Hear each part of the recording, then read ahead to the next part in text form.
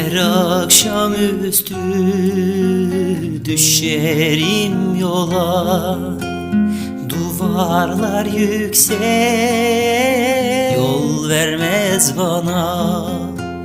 Her akşamüstü düşerim yola, duvarlar yüksek, yol vermez bana. Voltalar kısa, özlemim sana. Dön gel sevdiğim, dön gel sen bana. Düşlerim aynı, yollarım ayrı. Özledim gayrı, dön gel sevdiğim.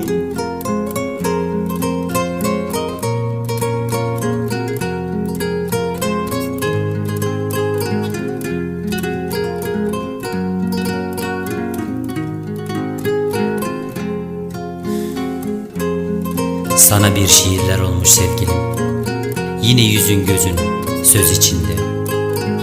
Hangi imla kitabına baksam benden ayrı yazılıyorsun, benden ayrı.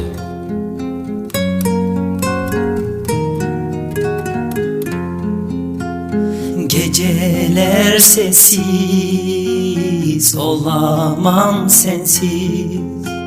Seher vaktinde parlayan yıldız.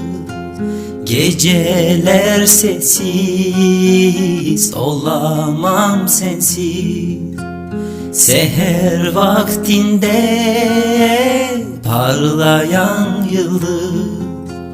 Hasretinde bak, bak yapayalnız. Sevdiğim hasretinden bak yapayalnız. Hasretinde bak, bak yapayalnız.